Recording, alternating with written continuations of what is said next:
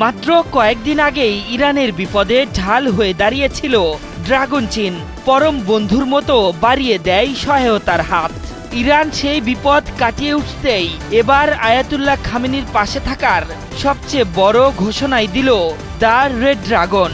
মধ্যপ্রাচ্যে ইরানকে পরমাণু শক্তিধর হিসেবে দেখতে সম্ভাব্য সব ধরনের সহায়তা করবে বলে জানিয়েছে চীন।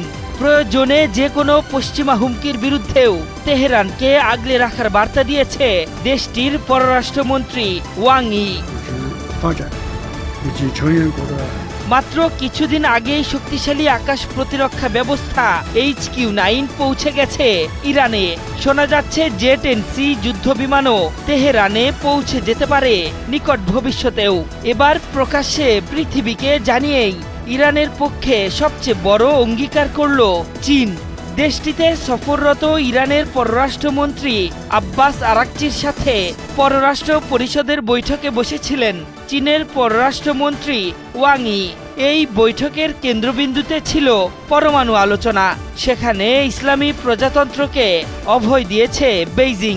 বৈঠকে ওয়াং ই বলেছেন, ইরানের জাতীয় সার্বভৌমত্ব মর্যাদা রক্ষা, বল প্রয়োগ ও ক্ষমতার রাজনীতির বিরুদ্ধে প্রতিরোধে বৈধ অধিকার রক্ষা এবং সমাধানের পক্ষে থাকবে চীন। সেই সাথে পারস্পরিক সম্প্রীতি ও সুশীল প্রতিবেশ নীতিতে অটল থেকে পার্শ্ববর্তী দেশগুলোর সঙ্গে সম্পর্ক উন্নয়নে ইরানকে অব্যাহত সমর্থন দিয়ে যাবে বেইজিং। কমিউনিস্ট পার্টি অব চায়নার কেন্দ্রীয় দপ্তরের পলিটিক্যাল ব্যুরোর সদস্য ওয়াং ই বলেছেন, কৌশলগত অংশীদার হিসেবে ইরানের সঙ্গে পারস্পরিক আস্থা গভীর, সহযোগিতা জোরদার, সামগ্রিক আদান প্রদান বৃদ্ধি এবং চীন ইরান সম্পর্ককে স্থিতিশীল ও দীর্ঘমেয়াদে এগিয়ে নিতে প্রস্তুত বেইজিং। সেই সাথে তাদের বৈধ অধিকার আছে শান্তিপূর্ণ পারমাণবিক কর্মসূচির পদক্ষেপ নেওয়ার। এদিকে পারমাণবিক কর্মসূচি ইস্যুতে চীনের অভয়ে আব্বাস আরাকচি বলেছেন, পারমাণবিক অস্ত্র ক্ষতির কারণ হবে এমন পদক্ষেপ নেবে না ইরান। তবে শান্তিপূর্ণ ও বৈধ পারমাণবিক অধিকার থেকে কখনোই সরে আসবে না তেহরান।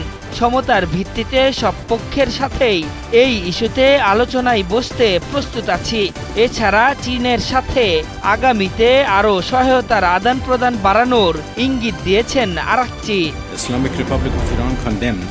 আমেরিকার নিষেধাজ্ঞার কারণে মুক্ত বাজারে তেল রপ্তানি করতে পারে না ইরান। তবে সেই নিষেধাজ্ঞার ফাঁক গলে ইরান থেকে প্রচুর পরিমাণে তেল আমদানি করে বেইজিং। বিনিময়ে অত্যাধুনিক সব সামরিক সহায়তা দিয়ে থাকে শি জিনপিংয়ের সরকার।